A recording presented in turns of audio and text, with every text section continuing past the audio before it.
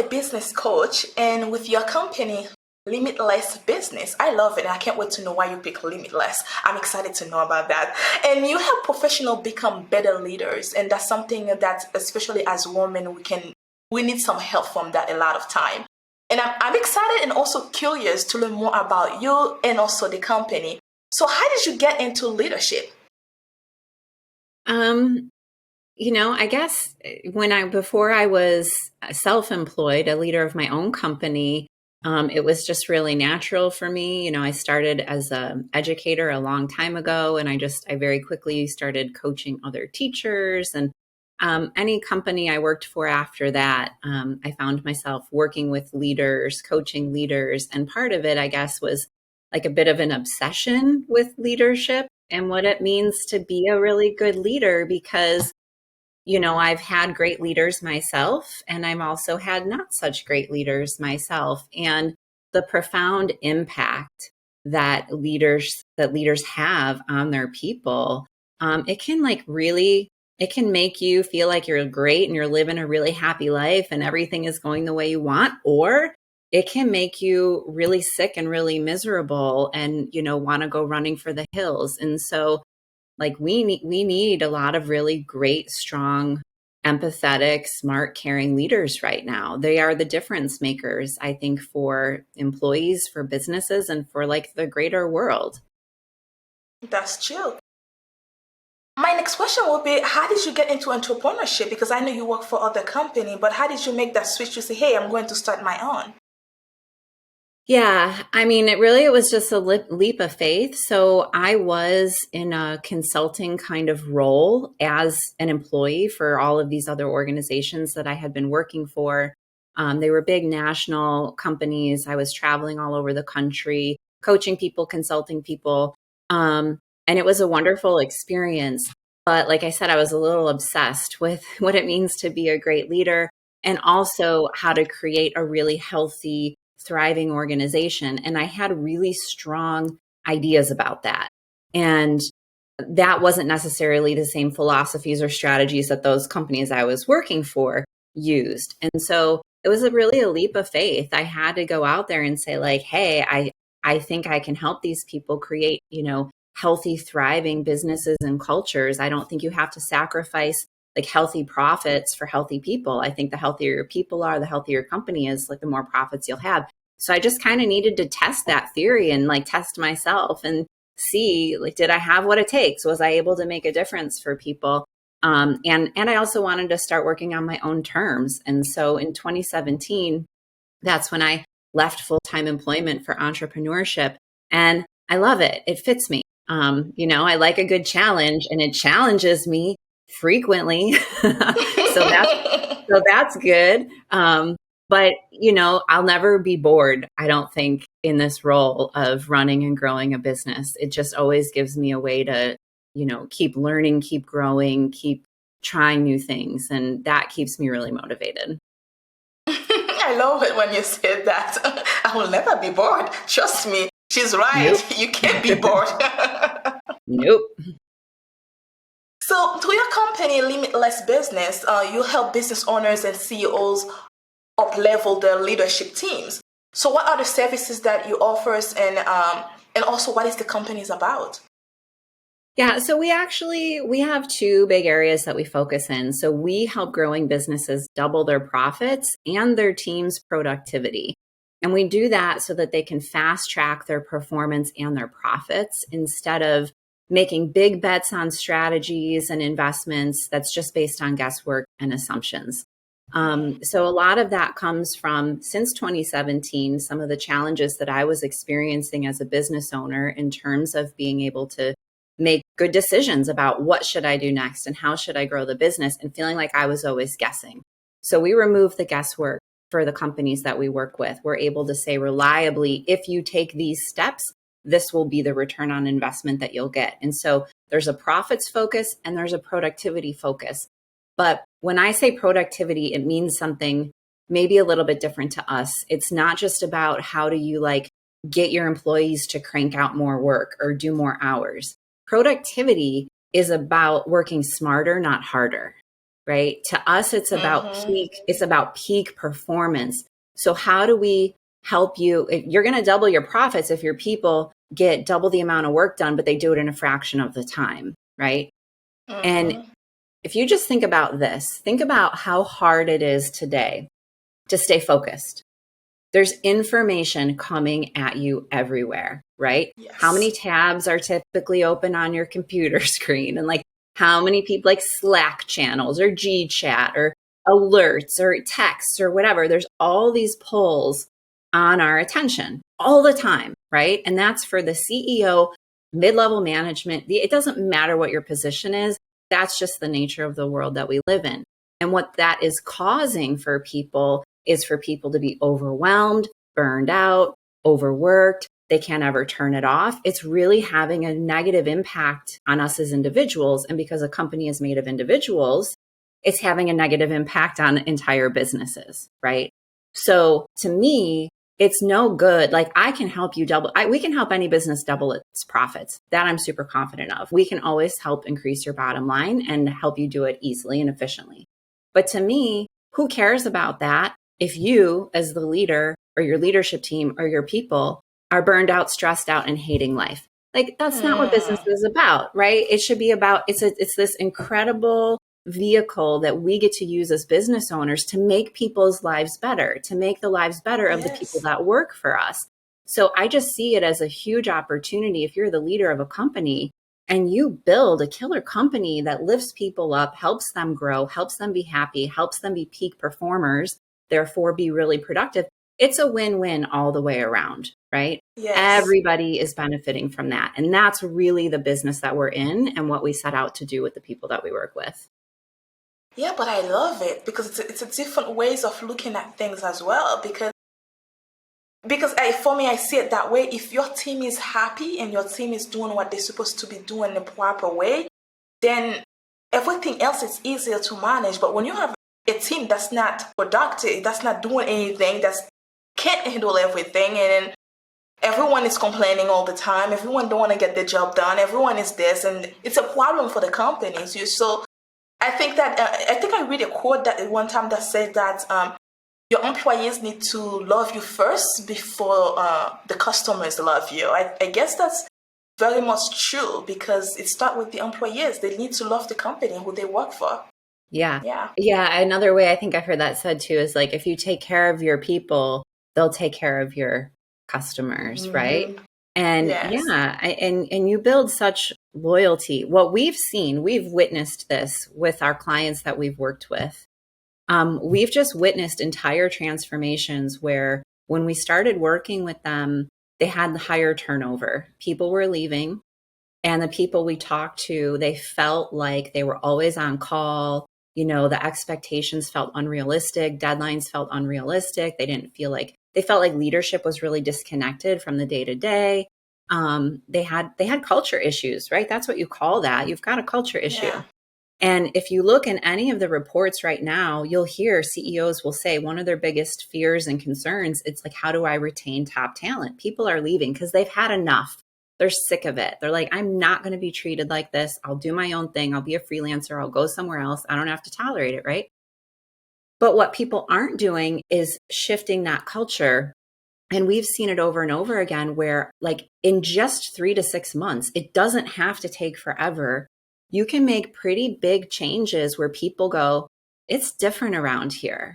You know, you're treating me different. This feels different. I feel valued. They start doing all these internal promotions. So now people who work there see there's a career path for me. You know, that builds engagement, that builds loyalty and investment. And that's why I said like one without the other, like we could double your profits, but if you have a revolving door and you're constantly having to rehire and retrain new people, well, not only is that going to hurt your bottom line, but you have a crappy company that you have a bad brand, you're going to have bad customer service. You're not going to make it, you know, you're going to like barely survive. So to thrive, you have to do both. You have to make sure that bottom line is healthy. Also, if it is, you can then incentivize your people more, right? So they're both really important. And what I saw happening over and over with other business consultancies was they attended to one or the other, and they don't always like see the interconnectedness of the two. And I just can't see doing it any other way. And you're right when you said that, because you're right. A few different companies that I work with that I know that they never have both. So it's not that you get this one, you get the other one, or you need to have two different type of companies to have both in general. So you are absolutely right about that. But with your company, is it only when you say just leadership, or when you offer the leadership, it's just for, I mean, like corporations, or it's just also for small business, medium businesses? So where do you focus, or is it all, it doesn't matter where you are in your business, within your business? Yeah, so we work with small and mid-sized businesses, but our services look different depending on the size of the company, right? If you're a small business owner with a team of 3, the things that you need to focus on are very different than the company who has the team of 30, the team of 40, the team of 150. So we do work with both, but how we work with those companies looks very different. I mean, the scale of it is different, right? Different, The yes. foundational pieces are the same. That doesn't change. There's foundational pieces that you have to have in place to create a thriving company, period. And what's interesting is that I used to think a more well-established business, let's say a business that's doing like 20 million a year in revenue, they've been around for 10 years. I used to think that, well, they've got it all figured out. They've been here for 10 years, right? They're doing 20 million in revenue. Like, clearly they know how to run a business. But what's interesting is that when you start to get to know those businesses better, what you see is that 10 years has been a struggle, and it's been a struggle because they're missing some of the foundational pieces that they need, in the same way that a very small business owner with maybe only a handful of employees could be missing those things, right?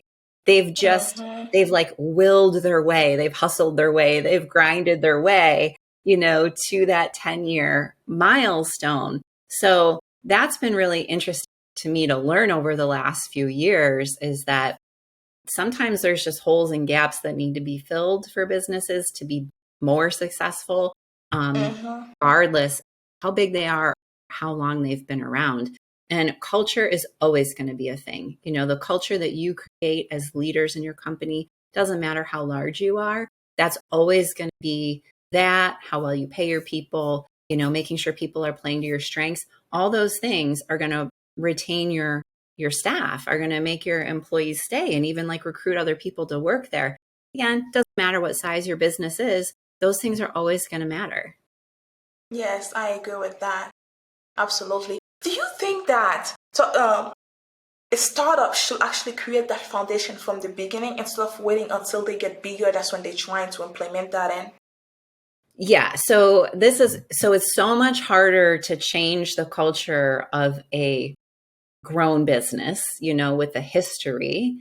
It's much harder to change a culture that is one of kind of high stress, overwork, those kinds of things, than to start your business very clear on your values, that that's not how we're going to do business here, right? When you start a business, you essentially have a blank canvas, and you're the artist, and you get to create that masterpiece.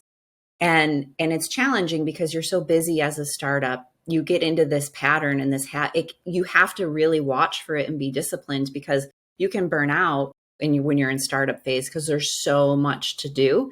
I don't think that's ever going to go away, but that doesn't mean, even if people are a little extra busy at the beginning because it's a startup, that you can't carry those values like a torch, that like, we're going to care about our people, we're going to make sure that you're not overworked, And again, sometimes making sure people aren't overworked or burnt out, it's not about hiring more people.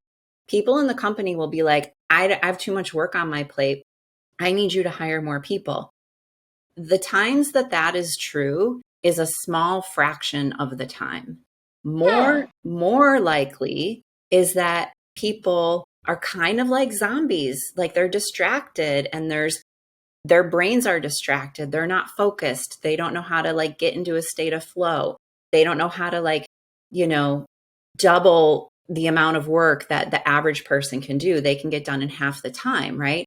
And so businesses can get into some really bad habits. And then the longer you're in business, like the longer you have those bad habits, and then Mm-hmm. you hire somebody like us, and we're like, all right, let's like shift this massive like ship in a different direction. The good news is we can do it. You know, we have done it and we will keep doing it when we have leadership that believes in that.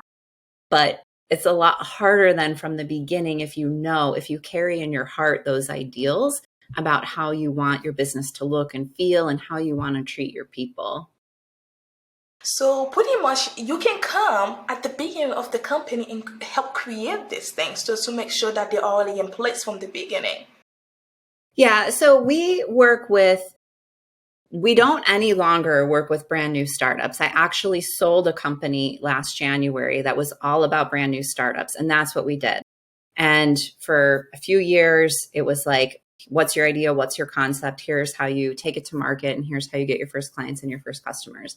Now you have to have some level of foundation. You have to have some product or some service that you've been selling, right? So we're not going to take you from ideation to launch, but we will take you from initial results to growth to scaling. Got you. But if let's say that the company is already launched and they just need to create those groundwork, like let's talk about culture and things like that, would you be able to come and help create that? Like to create that, how will I explain that? That path for employees to follow where the company can actually stay in place to bring revenues and the employee are productive. Is that something you can come and you kind of like help them figure out how to settle that groundwork? You know, when you have a tree, you only plant the tree, but you need to water the tree for something to happen. So it can be just like it's a startup, yes, but it's already started, but it still needs some watering to be able to grow. And is that something you can help with? If the startup phase isn't just like initial launch, it's like 2, 3, 4 years. Yes. If, like I said, if you've already got a product or a service that you've sold, like you actually have a business, not an idea of a business, we can help you. We don't help you take your idea and turn it into a business. And we don't talk to you about culture and things like that at this point. And I'll tell you why. Because when you are launching a business, there is one thing on your mind. Do you know what that is? What? Revenue. Right? That's it. Yes, that's it. It's clients and customers. And so for brand new businesses, I could try to sell them some kind of service around like, let's make sure you have a healthy culture. They don't want it. Brand new businesses have a different need, right? But once you've established a business and you have employees, that's when you start having challenges. And that's when you go, oh, maybe something's wrong here. Maybe there's a problem that needs to be solved. That's when we have something of value to offer. Yes, that's when they need Carrie in Limitless Business. Yes. So now I'm curious, how did you come up with Limitless? So it's interesting that I love talking about this because it's really core to the purpose and my big why I do what I do.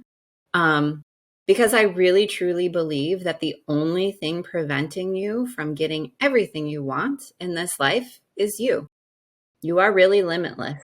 You are really limitless. There's really nothing that you can't accomplish. And so with like the crux of our deep internal work that we do with leaders is about helping them to see that, because most people, when we start working with people, they've been so just living their lives, just waking up and like on repeat, just going through the hustle and the grind and just doing what they think they should do.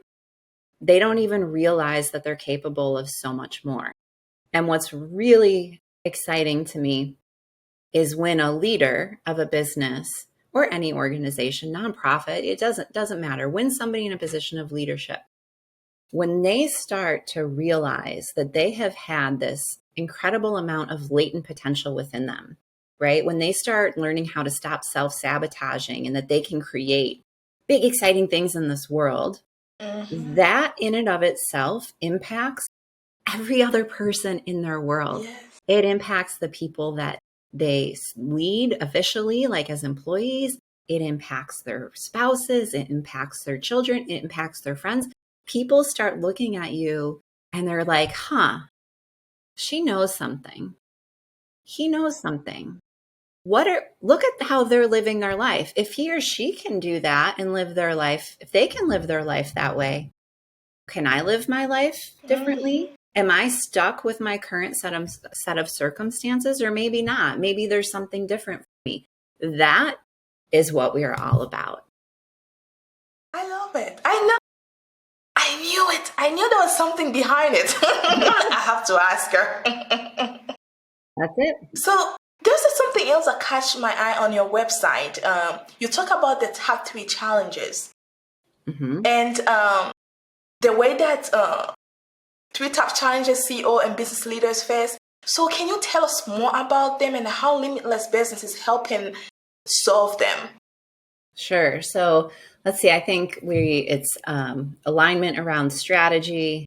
It is operational efficiency, and what is it? Retention of top talent. Was that the other one we were talking about? Yeah. So again, they're all interconnected, right? Businesses are very dynamic. So it's what often happens is you start like solving a problem in one area to find that there's issues in another area, that if that gets fixed, then like this gets better, right? So that's important to know. You can't fix any of these things in a business in a vacuum. So in terms of alignment on strategy, one of the things that adults are notorious for is we think that our team is all moving in the same direction. We think that everybody is invested and is on board with the strategy and like where we're headed. But that's not very often the case. And sometimes, and unfortunately, people often will sabotage the business's forward movement, not even intentionally. It can be very subconscious. Like if I have a belief, let's say you're the CEO of my company, and you've just told me the vision for the company and the strategy and the direction. And maybe in my belief system, that's a poor decision. I don't see that panning out. I don't like where that's going, but I remain on your leadership team. Well, I'm going to have behaviors that get in the way of us executing that strategy. And like I said, it's often not conscious. It's not like people are setting out to sabotage the companies that they work in.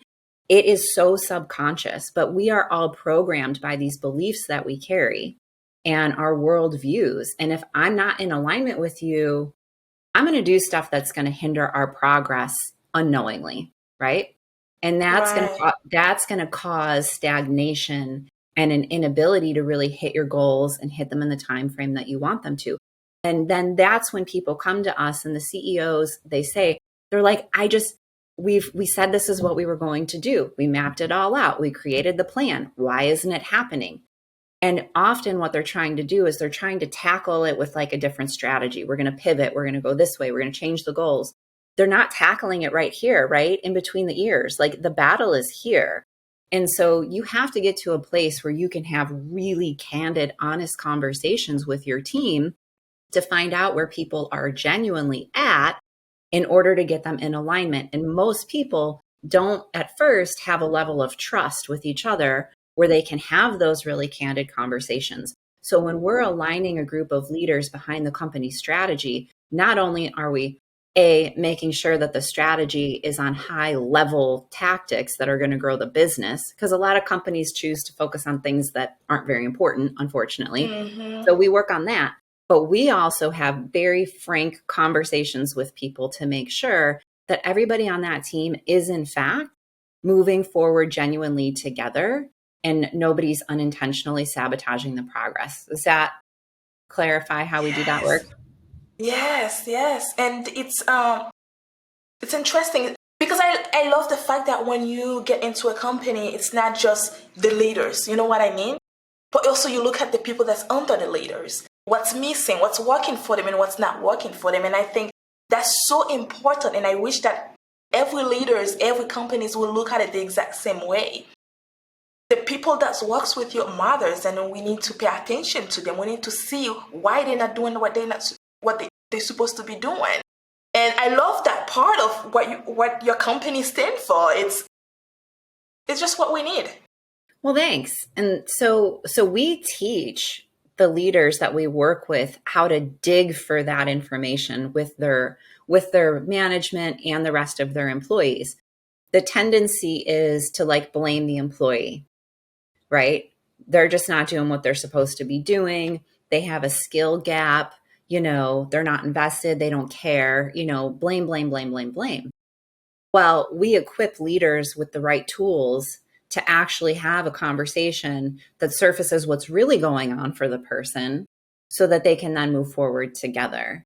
And that's something that you're not taught when you open a business. You're not taught that when you become a leader. Like, these are really their coaching skills. We teach our leaders that we coach. We teach them to coach their people is really what happens.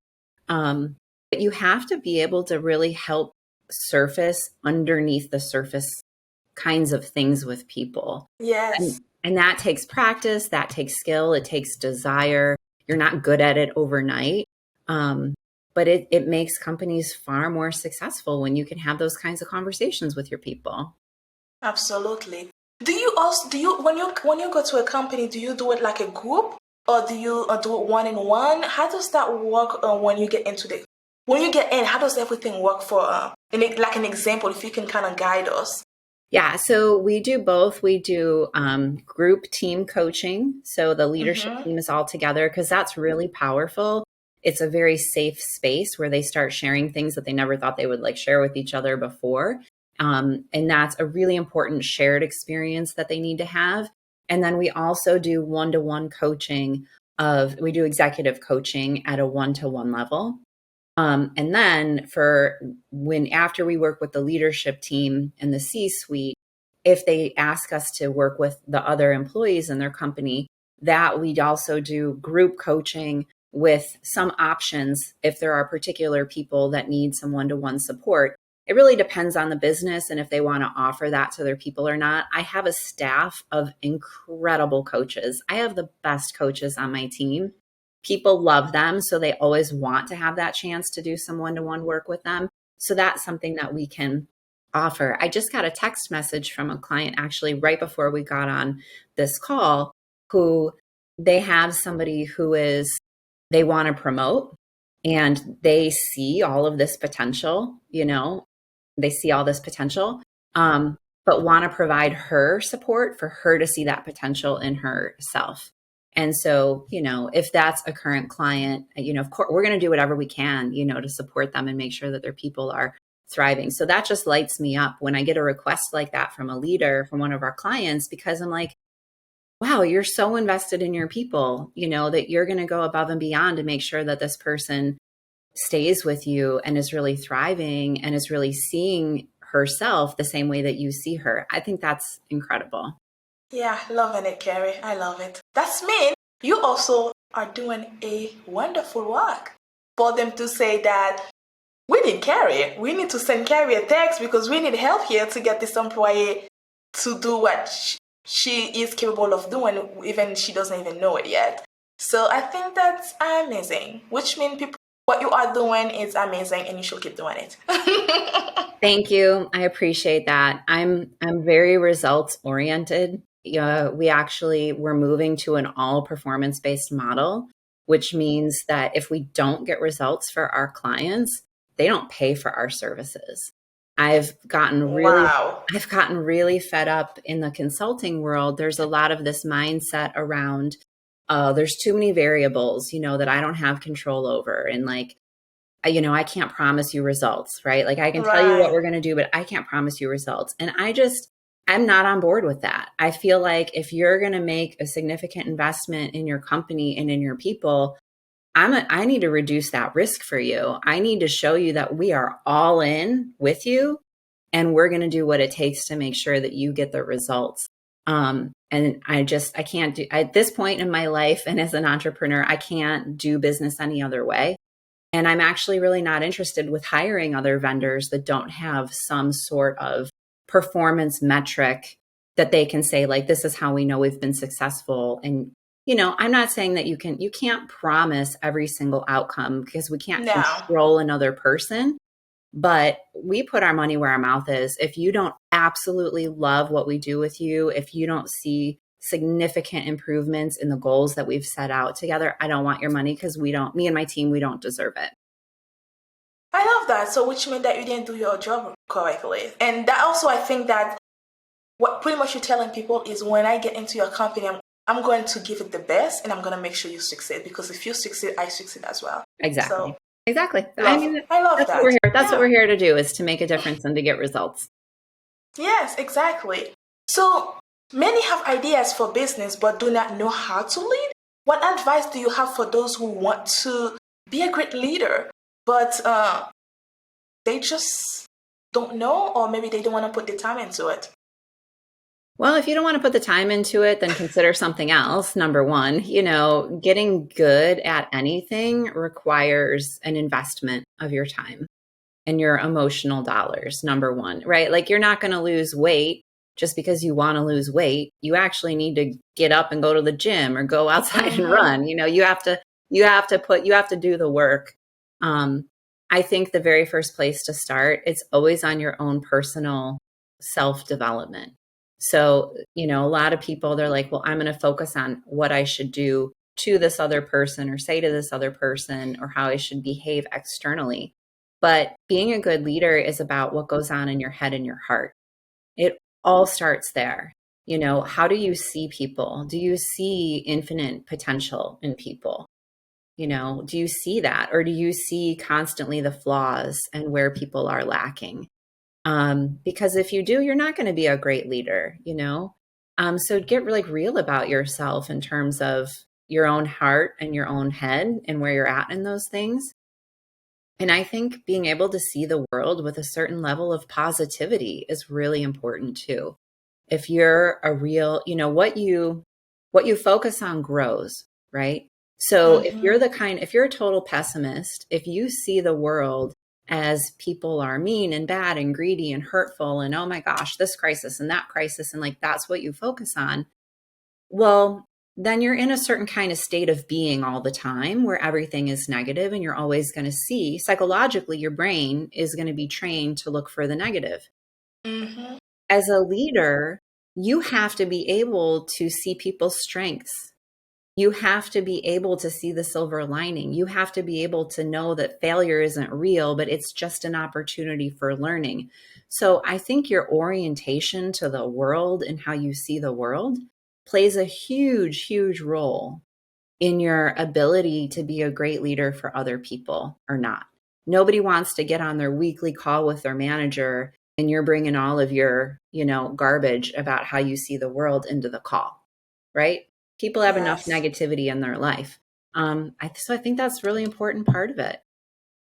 Absolutely. And you're right about it as well. And I think that a positive attitude also just will take you a long way, It will just do that for you. So that brings me to, can anyone, anywhere in the world get your services? So right now we work with US-based companies.